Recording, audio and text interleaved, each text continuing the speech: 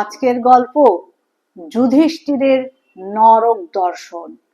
গল্পটি যদি তোমাদের ভালো লাগে তাহলে আমার চ্যানেলটি লাইক, শেয়ার ও সাবস্ক্রাইব করো। যুধিষ্ঠির স্বর্গে গিয়ে দেখলেন যে দুর্যোধন সেখানে পরম সুখে বসে আছেন, কিন্তু ভীম, অর্জুন প্রভৃতি কেউ সেখানে নেই। তাতে যুধিষ্ঠিরের মনে দুঃখে ভরে গেল। নারদ তখন তাকে বুঝিয়ে বললেন, দুর্যোধন ধর্মযুদ্ধে প্রাণ ত্যাগ করেছেন, আর তিনি ঘোরতর বিপদেও ভয় পাননি। এই জন্যেই তার স্বর্গ লাভ হয়েছে। যুধিষ্ঠির তখন দেবতাদের কাছে গিয়ে বললেন, যেসব স্বজন এবং রাজা আমাদের জন্য যুদ্ধে প্রাণ ত্যাগ করেছেন তারা এখন কোথায়? তাছাড়া আমার অন্য সব ভাইদের এবং দ্রৌপদীকে দেখতে খুব ইচ্ছে করছে। তারা যেখানে আছেন আমি সেখানে যেতে চাই। দেবতারা তখন দেবদূতকে ডেকে বললেন, তুমি যুধিষ্ঠিরকে নিয়ে তার পরিবারের লোকেদের সঙ্গে দেখা করাও। দেবদূত তখন যুধিষ্ঠিরকে পথ দেখিয়ে নিয়ে চললেন। অন্ধকার ও দুর্গন্ধময় পথ। পাপীরা সে পথে যাতায়াত করে। মরার খুলি ও রক্ত মাংসের কাদায় পথ পরিপূর্ণ।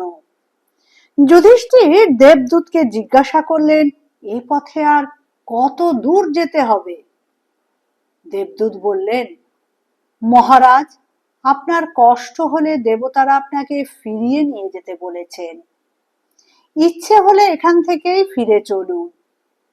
দূতের কথায় যুধিষ্ঠির তখনই ফিরলেন, আর অমনি চারদিক থেকে কারা যেন কাতর কণ্ঠে বলতে লাগলো, মহারাজ, দয়া করে আর কিছুক্ষণ অপেক্ষা করুন।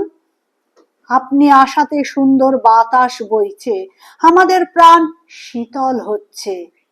এখনই আপনি চলে যাবেন না? এসব কথা শুনে যুধিষ্ঠিরের মনে দয়া হলো। তিনি উচ্চ কণ্ঠে জিজ্ঞাসা করলেন, তোমরা কে? কি জন্য এখানে কষ্ট পাচ্ছ? তখন চারদিক থেকে শোনা গেল, আমি কর্ণ, আমি ভীম, আমি অর্জুন, আমি নকুল, আমি সহদেব, আমি দ্রৌপদী। আরো নাম শোনা গেল। যুধিষ্ঠির ভাবলেন, হায় কি কষ্ট! আমার প্রিয়জনরা এমন কি পাপ করেছে যে তাদের এখানে আসতে হলো? আর দুষ্ট দুর্যোধনই বা এমন কি পূর্ণ করেছে যে স্বর্গ সুখ ভোগ করছে? এ অত্যন্ত অবিচার। এরূপ চিন্তা করে যুধিষ্ঠির দেবদূতকে বললেন, তুমি দেবতাদের জানাও আমি এখানেই রইলাম, আমি ভাইদের সঙ্গে থাকব। দেবদূত এসব কথা দেবরাজ ইন্দ্রকে জানাতে দেবতারা সকলেই সেই ভয়ঙ্কর স্থানে যুধিষ্ঠিরের কাছে এসে হাজির হলেন। দেখতে দেখতে সব অন্ধকার আর দুর্গন্ধ দূর হয়ে গেল। ইন্দ্র বললেন, মহারাজ, দেবতারা তোমার উপর খুব সন্তুষ্ট হয়েছেন, আর তোমাকে কষ্ট পেতে হবে না।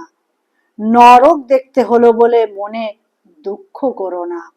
পাপ পুণ্য সবারই থাকে, এজন্য নরক সব রাজাকেই একবার দেখতে হয়। তুমি অশ্বত্থামা বধের কথা বলে দ্রোণকে ফাঁকি দিয়েছিলে, সেই পাপেই তোমাকে নরক দেখতে হলো।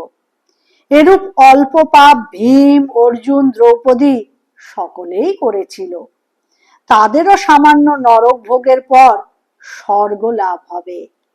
তোমাকে পরীক্ষা করে দেখলাম যে তোমার মতো ধার্মিক আর কেউ নেই। তুমি যে তোমার ভাইদের ছেড়ে স্বর্গভোগ চাওনি, তাতেই তোমার উচিত প্রমাণ পাওয়া গেল।